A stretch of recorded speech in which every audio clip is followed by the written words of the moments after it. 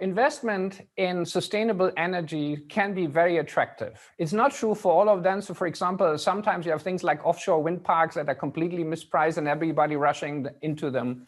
But there's a lot of return from investing in sustainable technology and a lot of money to be made. So the point around it's bad investment to invest in green energy is just wrong, one.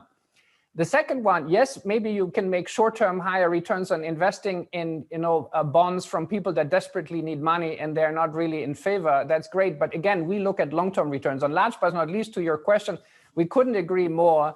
At some point, we need to stop flooding the markets with cheap money. But unfortunately, the incentives, not just for central banks, we have the saying in English, when you're a hammer, everything looks like a nail. So, giving more money out to the markets makes them even more happy, will not solve the solution. We are absolutely convinced we need to find a very careful, but a very measured exit as soon as possible. And the solution, I guess, and I'm sure you agree with it, well, I believe you would, is it comes in fiscal support for the economic recovery rather than monetary as well. Are you concerned about events we're seeing across the continent about the delay for the rollout of the fiscal stimulus, which of course is so centred around digitisation and green initiatives?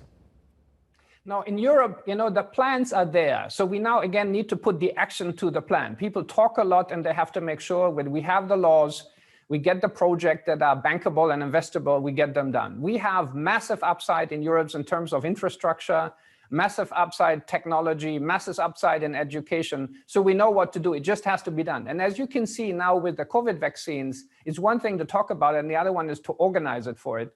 So if I may politely remind decision makers, get the private sector involved, form public-private partnerships, and deliver what our citizens need to get.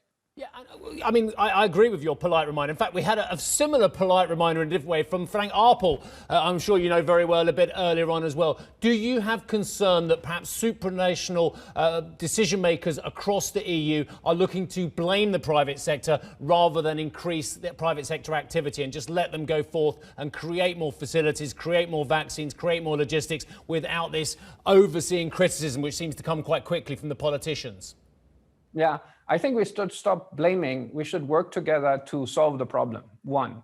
Second, as you can see in an extreme crisis, we haven't such a crisis probably since the Second World War, you see the cracks in the public administration. People were not prepared. And how could they have been prepared? So it's not a matter of complaining or blaming.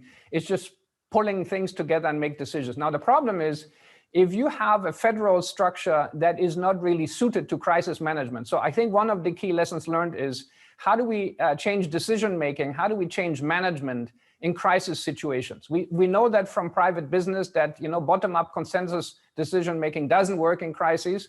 I think it's time to note that, making decisions with 26 countries and then in the country and then the state and then the local community, all of that coordination doesn't work. We need better execution. Now, that's for the next time. Now we have to go through this one, and what it really needs is corporations rather than blame games.